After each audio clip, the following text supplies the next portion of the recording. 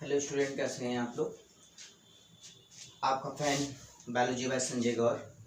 आइए शुरू करते हैं। आपका फर्स्ट चैप्टर रिप्रोडक्शन वाला चैप्टर है, लेकिन ये बच्चों रिप्रोडक्शन वो हमको पढ़ना है जो फ्लावरिंग प्लांट में होता है। एनिमल्स रिप्रोडक्शन पढ़ा होगा आप लोगों ने, ह्यूमन रिप्रोडक्शन पढ़ा होगा, लेकिन आज हम लोग जो पढ़ेंगे very very most important question sexual reproduction in flowering plant के बारे में पढ़ेंगे। बहुत ही ज़्यादा पूछा जाने वाला very very most important question. सबसे पहले आज हम लोग एक सीरीज ला रहे हैं आप लोगों के बच्चों, जो मल्टीपल चॉइस क्वेश्चंस हैं। एक एक नंबर वाले क्वेश्चन जो पूछे जाते हैं हर साल, जिसमें बच्चा बहुत कंफ्यूज हो जाता है। आज मैं उसी चैप्टर्स में हर एक क्वेश्चन को क्लियर करेंगे। ठीक बेटा, चलिए कॉपी पेन उठा लीजिए और शुरू करते हैं बहुत ही अच्छे टॉपिक से। सबसे पहला क्वेश्चन है जो आपके sexual reproduction in flowering plant से है। आपको पता होना चाहिए कि सबसे पहला जो चैप्टर है आपका वो एनसीईआरटी के according sexual reproduction in flowering plant है। ठीक है ना। तो आइए बच्चों, देर नहीं करते हैं, हम लोग शुरू करते हैं एक टॉपिक की। सबसे पहला क्वेश्चन पूछा गया है, पुष्प होता है, पुष्प होता है, पुष्प होता है, जड़ होता है, ये तना होता है, ये पत्ती होता है, ये फल होता है। तो बच्चों पूछा गया क्वेश्चन को ध्यान से पढ़ना है।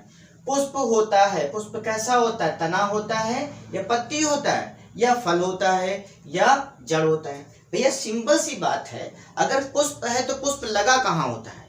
दिमाग को गेस करो, दिमाग लगाओ कि पुष्प लगा कहाँ होता है। जड़ में तो, फल में तो लगेगा नहीं पुष्प, ठीक है ना।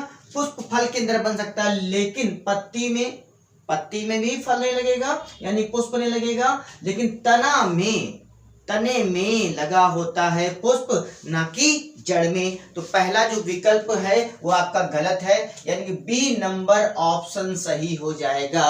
तने में पुष्प लगा होता है। आइए बच्चों, अगले क्वेश्चन की बात कह रहा है शुद्ध वंश चलाने में सहायक होता है। शुद्ध वंश स्वपरागण या परपरागण, सी नंबर ए तथा बी या इनमें से कोई नहीं। परपरागण यानी शुद्ध वंश चलाने में सहायक होता है। सेक्सुअल रिप्रोडक्शन फ्लावरिंग प्लांट का question very very most important question है। पूछा गया शुद्ध वंश चलाने में सहायक होता है। दिमाग लगाइए, क्या आपको लगता है, आपने पढ़ा होगा ना कि स्वपरागण क्या होता है। जब एक पुष्प के परागकोश से परागकण निकलकर कहाँ जाते हैं, पुष्प की वर्तिकाग्र पर जाते हैं, तो यह क्रिया कहलाती है बेटा स्वपरागण कहलाते हैं। या उसी जाति के दूसरे पुष्प की वर्तिकाग्र पर जाता है तो परपरागण होता है। लेकिन कंडीशन क्या है, कंडीशन को समझना है। कंडीशन कह रहा है शुद्ध वंश चलता है, चलाने में कौन सहायक है भैया, परपरागण।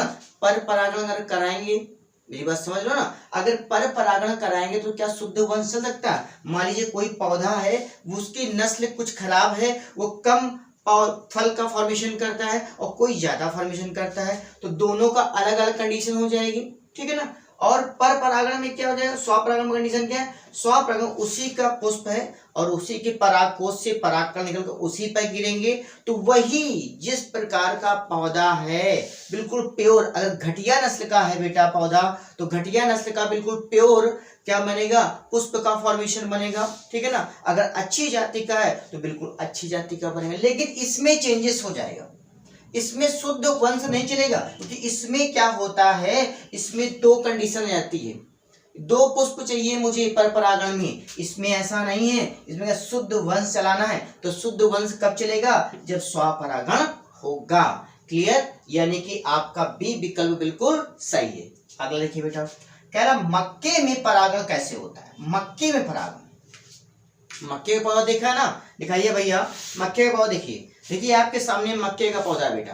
अब आपको क्या लग रहा है, मक्के का जो पौधा है उसमें परागण कैसे होता है। विकल्प दे रखा है आपका बेटा, जंतु परागण बोल रहा है, क्या बोल रहा है, जंतु परागण बोल रहा है, वायु परागण बोल रहा है, जल परागण बोल रहा है, कीट परागण बोल रहा है। दिमाग लगाना है कि किस में परागण किसके द्वारा होता है। तो सबसे पहले मक्का के आपने पढ़ा होगा, मक्के में परागण मंजरी होती है, मंजरी लगी होती है सबसे शिखर वाले भाग पे। सबसे शिखर वाले भाग पे क्या लगा हुआ है, मंजरी लगी होती है और मंजरी में परागकण होते हैं। ठीक है ना।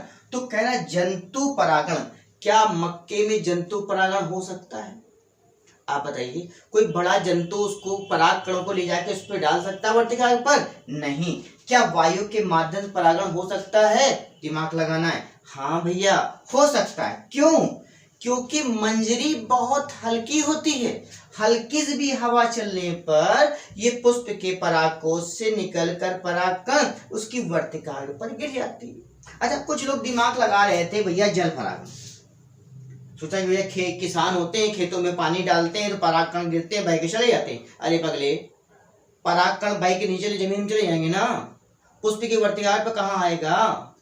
कुछ लोग दिमाग लगाए कीट परागण, कीट परागण भी नहीं हो सकता। किससे हो सकता है? वायु परागण, क्योंकि इतने हल्के होते हैं परागकण।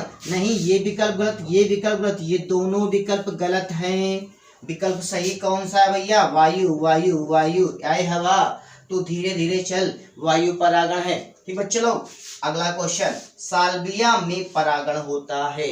Very most important question, NCERT का 2024 के लिए शुरू में बता दूं, अगर आपको बायोलॉजी में टॉप करना है तो इन सारे चैप्टरों को भली भांति रूप से आपको पढ़ना है। ठीक है ना?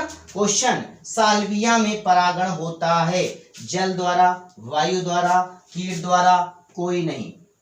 अरे कोई नहीं तो कोई तो है ना, कोई तो परागण होगा भैया, जिसके माध्यम से होगा। तो साल्विया किस प्रकार का पुष्प होता है? पहले ये जानो मेरे लाल गोपाल, पहले ये जानो भैया। साल्विया दिखाओ, साल्विया दिख रहा है?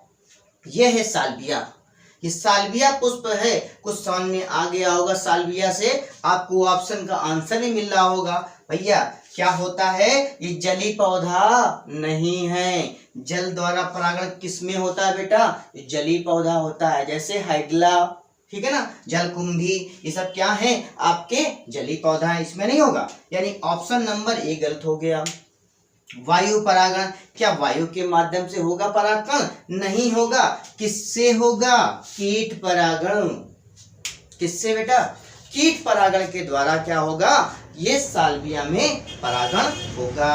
अगला क्वेश्चन देखिए भाई, कॉपी पेन उठा बैठो भैया, कॉपी पेन में एक एक क्वेश्चन की सीरीज बनाइए। अब आपको हर एक क्वेश्चन 5-5 क्वेश्चनों की सीरीज आपको मिलती रहेगी बच्चों। फर्स्ट चैप्टर चल रहा है और फर्स्ट चैप्टर के अंतर्गत मैं इतना आपको पढ़ा डालूंगा कि कोई भी बहुत मल्टीपल चॉइस क्वेश्चन कहीं से भी आ जाए एनसीईआरटी का, आप उसको गड़बड़ नहीं कर सकते, आप बिल्कुल सही टिक लगा के आएंगे। इसलिए हर एक क्वेश्चन को ध्यान से समझना है, कोई भी विकल्प आपका गलत नहीं होना चाहिए बेटा, एक भी नंबर नहीं छोड़ेंगे, कुछ भी हो जाए। आपकी बार 2024 में 96 के ऊपर नंबर आपको लाने हैं, ठीक है ना? आइए जानते हैं भाई, ये हो गया।